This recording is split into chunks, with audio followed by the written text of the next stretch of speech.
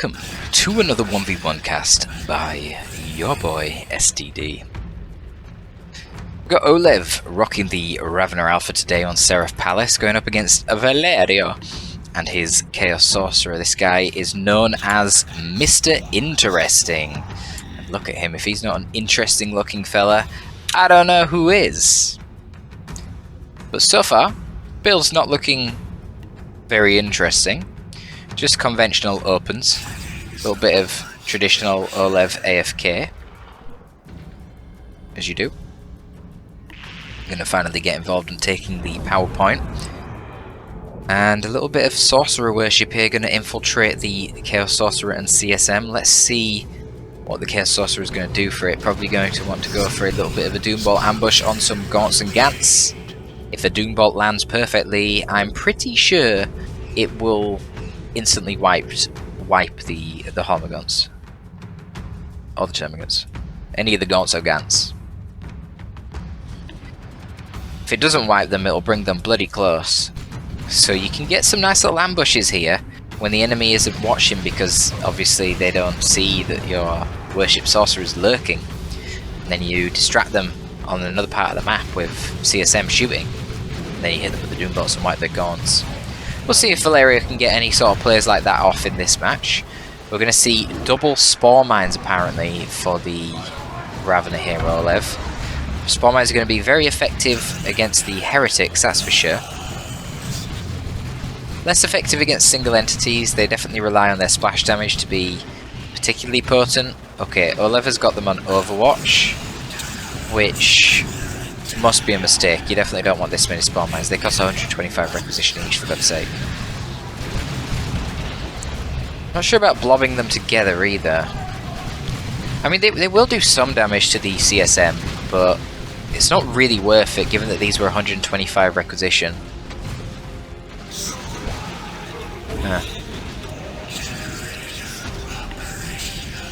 Yeah, so those CSM are going to be healing in base for a little bit. The Heretics definitely don't want to engage Spore Mines. They will do serious damage to the Heretics. I think maybe 3 Spore Mines will wipe a Heretic squad. I'm not certain. Maybe we'll see. Let's have a look. Yeah, I mean, that was one man. I definitely think 3 would wipe it. Maybe even 2. I think 3 is going to be required, but that was 250 requisition down the drain for Olev, and it didn't really do anything. It's put the CSM healing in base for a little bit, and it's done some damage to the Heretics here. So yeah, 250 requisition, that's like 3.5 tactical marines down for the Tyranids. It's pretty awful, sets them back loads. So the result of that is Olev is only just now getting his tier 1.5 Warrior Brute squad out, and look, we already have the tier 1.5 squad out for the Chaos Sorcerer here. We have Noise Marines. Going to be very effective with their splash damage against the Gaunts and Gants. Going to be less potent against the Warriors or the Ravener Alpha. Ravener Alpha possibly going to be going for a melee build here. We've got the Hardened Chitin, or the Reinforced Chitin coming out first. That's going to give him knockback immunity. 200 extra maximum HP, and every time the Ravener is hitting melee, it snares nearby enemies. Creating a few tunnels right now, going to be getting Toxin Miasma. You have to assume that he's going to be getting the Crippling Talon then, in this case, if he's going this balls deep on sort of melee utility war gears. Bit interesting. Just forcing melee right now, and GL ticks. Obviously going to activate that Miasma. It does give him 50 extra HP, but most importantly the war gear gives him this ability which just makes him do AoE damage. Ravener will need to... Okay, he's going to take the garrison. That seems extremely risky when there's grenade launchers around. Yeah, that is going to be the end of this Ravener, I think. Oh my god. Warrior's actually saving the Ravener there by leaping on the Sorcerer and knocking him back. Beautifully done. And a little bit of sort of lack of awareness there from Val. If he had the Heretics over here instead, rather than trying to deal with the Hormagaunts, could have been basically a guaranteed kill on that Ravener Alpha. So Olev gets a little bit of a victory here, but it's going to be quite short-lived. Termagants right now have no upgrades, which is a major mistake. It's something actually that a few players have noticed Olev doing. It's a tremendous error, because to pay 15 power and a really negligible amount of requisition, what is it, 50 requisition or 75 requisition?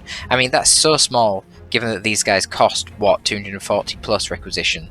You get a boost of, I think, 30% more damage and 10% more HP. It's a tremendous increase to your damage, and it's so cost effective, you have to get that upgrade. Not to mention, the actual toxin sack ability, the crippling poison, is amazing as well. I mean, it's good against all targets, but particularly when you got melee heretics running around, you've got sorcerers running around, very, very useful.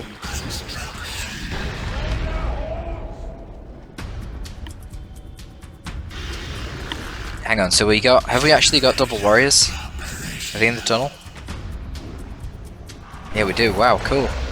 Okay. Double warriors it is. A little bit of a decent Doombolt there on the warriors. Obviously Doombolt's nowhere near as effective on warriors as they are on the Gaunt. Homagot seems to be overextending here. Yeah, gonna lose a few models to the heretics. It's not the end of the world though. I'd love to see some upgrades on the Termagants. I'm not sure what the warriors were doing there, just running forward trying to tie up the GL ticks. Seems a little bit questionable when they're getting meleeed by a sorcerer and AC ticks, and there wasn't any follow-up. Like, why do you need to get rid of these GL ticks that badly? Chill out, mate.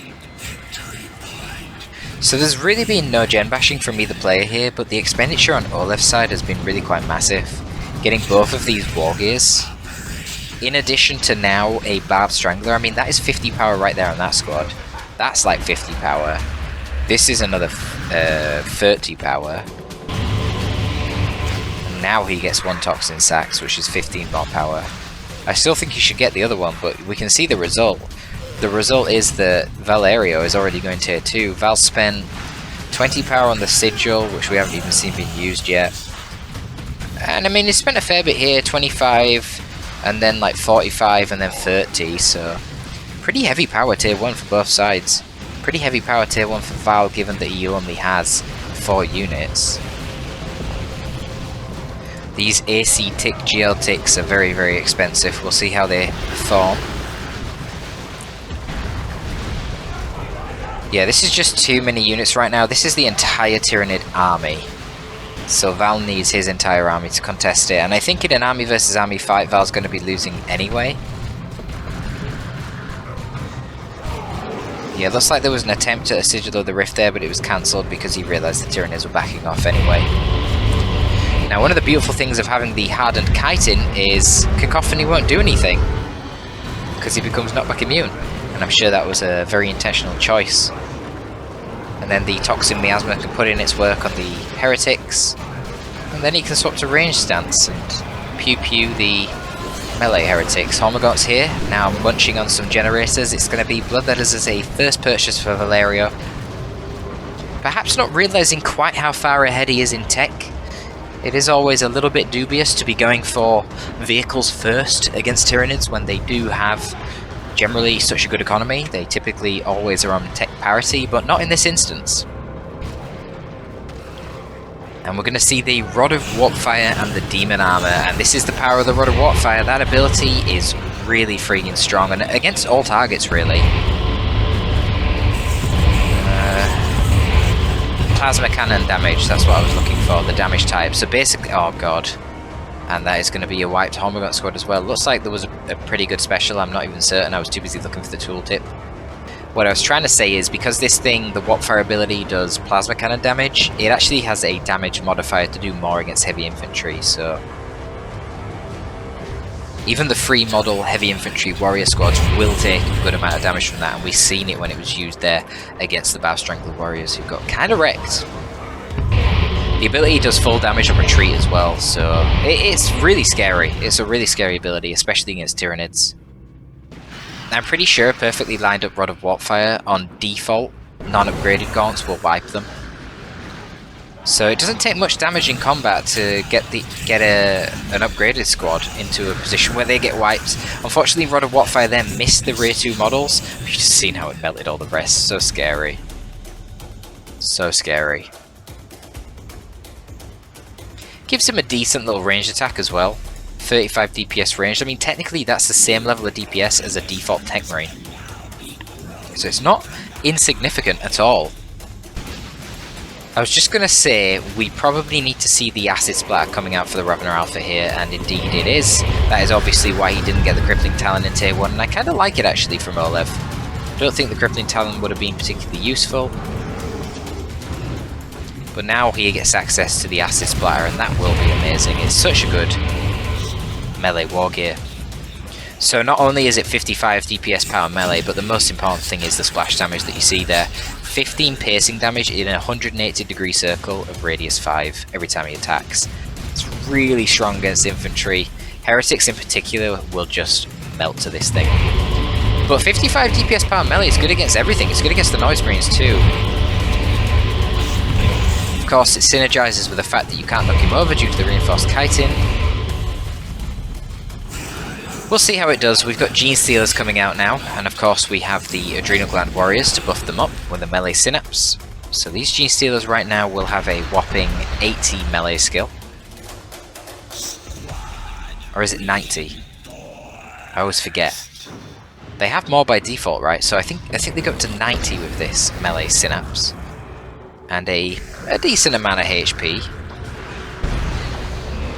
Gene Stealers do regenerate HP when in melee naturally, but they're very vulnerable to knockback, and of course if you can actually kill the warriors nearby, you're going to get a really nice damage chunk onto the Gene Stealers as you get that backlash. No warriors falling there, and only one Gene Stealer model, so not too much bleed, but in general it's kind of an awkward engagement for Olev, fighting on top of the Sorcerer and the Chaos Shrine.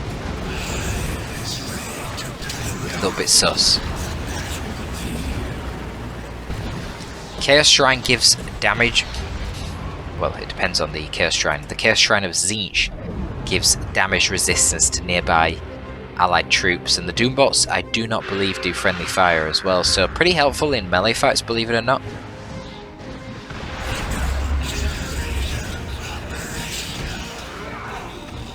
Spore Mine's getting summoned out of the tower here, not really doing a whole lot, just hurting the heretics. Fortunately, Spore Mines out of the tower are a lot cheaper than out of the base, so it's not as big of a loss as if he'd spawned them out of the base. I think they're only 50 requisition out of the tower. But still, man, it's 50 rec that he just wasted to get that little bit of damage on the heretics. I don't think it's worth it. Gene Stealers would have just kicked their ass anyway, right?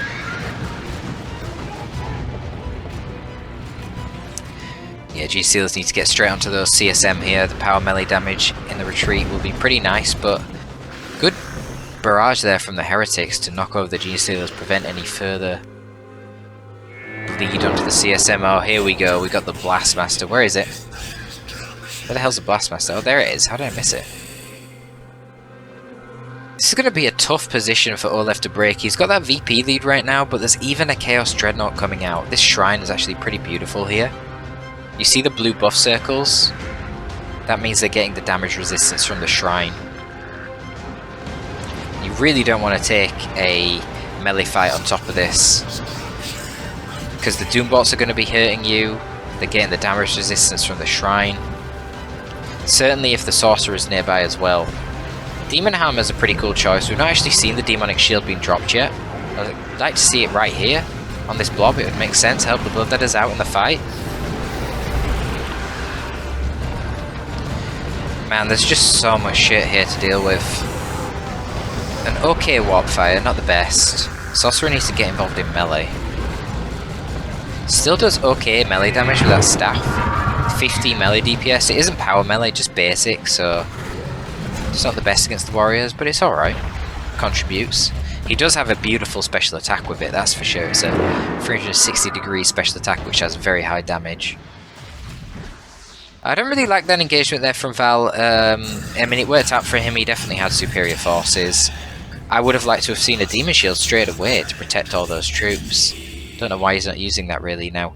Obviously, he has the He has the... Oh, actually, hang on. I'm wrong anyway. I completely forgot. Demon Shield only decreases range damage, not all damage. I thought it reduced all damage. So it doesn't matter. The Demon Shield wouldn't have held that much there. It was just Gene Stealers and Raveners, so... What can you do? And you see the power there of the Doom Bolts. I was going to say the main reason he has this armor is it increases his energy by 20 and his energy regen by 1.5 energy per second.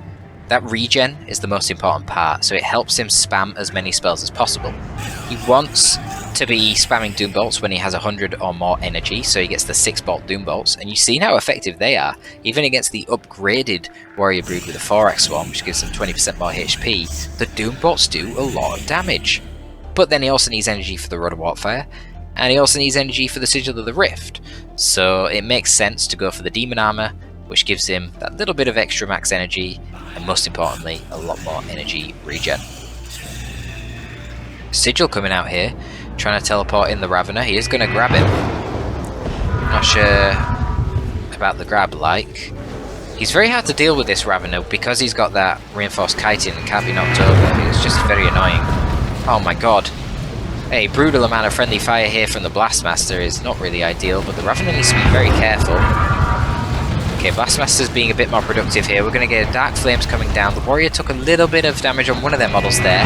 The Ravener will escape. That is a very close range Blastmaster shot, and we see some Rippers spawn too. They're going to be tying up the Blastmaster. Nothing's dealing with them yet. The Shrine has gone down. The Heretics there get wiped out. One of the Heretic squads goes down, but the Warriors, oh my god, losing 2 models, and the backlash that is triggered from that is going to just wreck the Tyranid army. Bloodletters teleport after them and are able to wipe out the Adrenal Gland Warriors. That is a huge loss for Olev. Now the Gene Stealers themselves are going to be far less effective. And we see the Venom Brood spawned here to try and kill the Chaos Dreadnought, but you know, when all of your melee gets wiped out, the Venom Brood's got to get away because it's just going to get tied up in melee itself. And we see both players now going to tier 3. Another Tzeentch Shrine down here. I like these Tzeentch Shrines. It's kind of a really good map for it.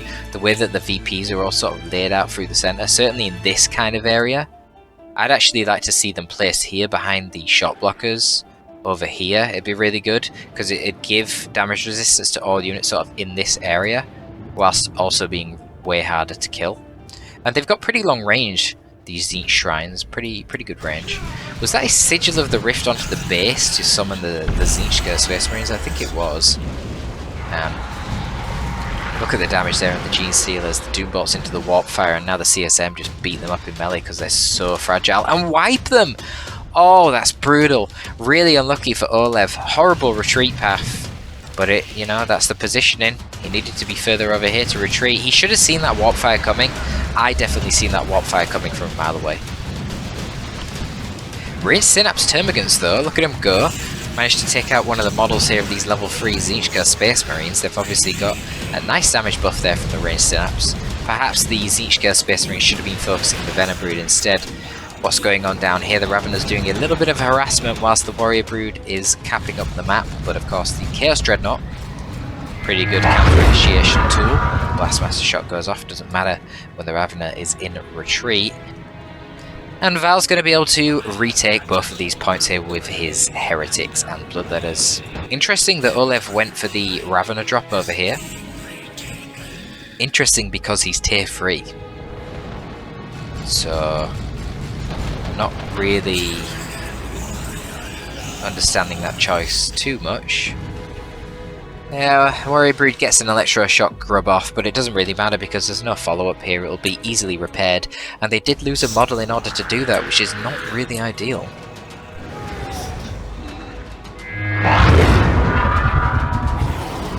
Decent Blastmaster shot there, hitting 2 of the Raveners.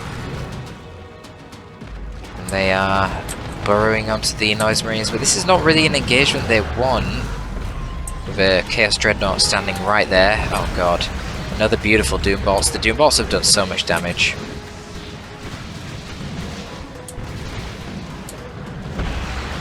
Now Val probably going to be going for a Warpfire onto the Venom Brood. We've got Bloodletters jumping in as well. Chaos Dreadnought at this point, honestly, can just force melee on the Venom Brood. And it's going to kill him with the autocannon. Doesn't matter, the Venom Brood are running away anyway. Very lucky special there from the Chaos Sorcerer, but I completely forgot. hardened chitin so it doesn't knock him over, but it doesn't matter. Bloodletter's in the retreat path. That is going to be a dead Ravener Alpha. Okay, so finally we're seeing some tier 3 units coming out. The game is getting very low on VPs for both players now. 119 for Olev to 176 for Val. Val definitely seems to have a bit more of an entrenched position here, but it's tough. Even when you've got the superior military composition. What is he doing now? Mr. Interesting. What on earth is that? I don't know what this sigil is. I was just going to say it's... What? What is this? It's trying to put spore mines in the sigil, but apparently spore mines can't take the sigil. It's tough against the Ravener Alpha. Even when you've got the better army, the Ravener Alpha can be building those tunnels, getting behind you, and just trying to contest the map. And that, I suppose, is how Olev is managing to stay in this game. Now we've got burrowing Raveners detected by the aspiring champion over here. Blastmaster winding up but not able to finish its shots as the Raveners do burrow out of there. They get absurd speed when they get this enhanced muscle coil upgrade. Gives them 7.5 speed in the end. It's mental. So it looks like they are actually attempting the flank right now. Olev's forces mostly just moving over here. Bloodletters are quite isolated, but Sigil deters these forces, and the Bloodletters will be able to get to the safety of heretics and be healed. Where are the heretics? They're over here. Okay, we're going to see a Nurgle Predator. Raveners launch their ambush, but I don't know what they're doing. Yeah, I mean, it's just bled models by Olev. I don't know why they were so keen to attack there. They should have waited a little bit longer for the primary force of Olev to arrive. Oh god. Oh, Jesus, that Blastmaster shot on Venom Brood, you hate to see it.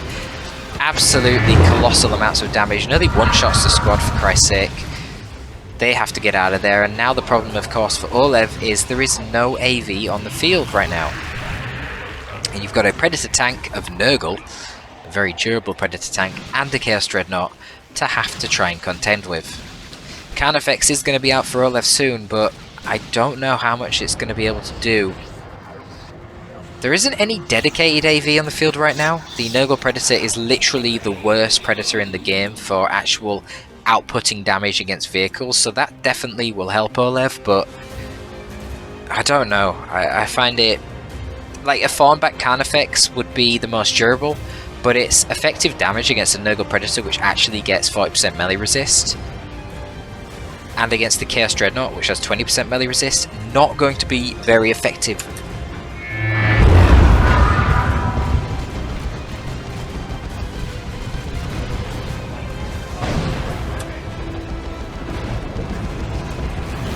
So he has gone for the Thornback Carnifex. I mean, there's no dedicated AV on the field right now, certainly no snares, so we'll see how it does. At the moment, he's just chopping up Bloodletters.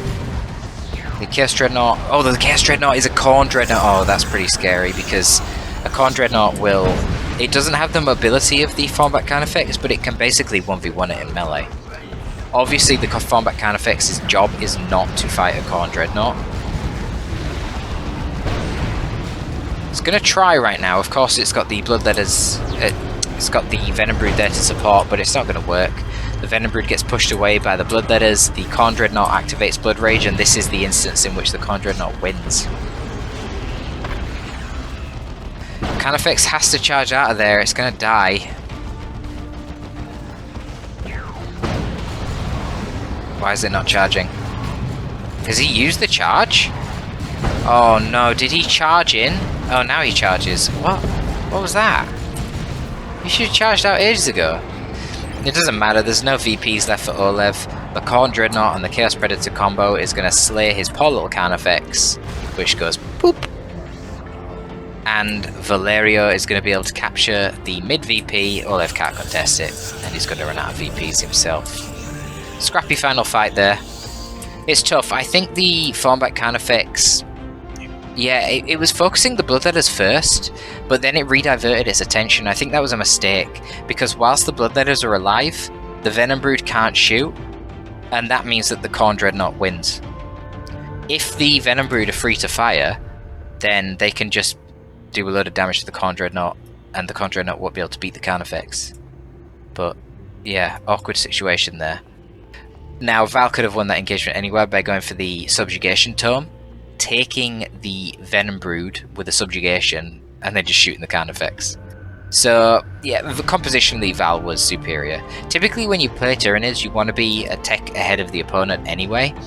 The fact that Val got to tier 2 first and got to tier 3 first, that kind of is an indicator that Val was dominating this game. But there you go, a decent game nonetheless. That is going to be all from your boy Torpid this time. If you did enjoy, please leave a like and a comment. We've got to get our views boosted once again. We're not staying consistently above that 1000 value, which is what we need. Torpid signing out.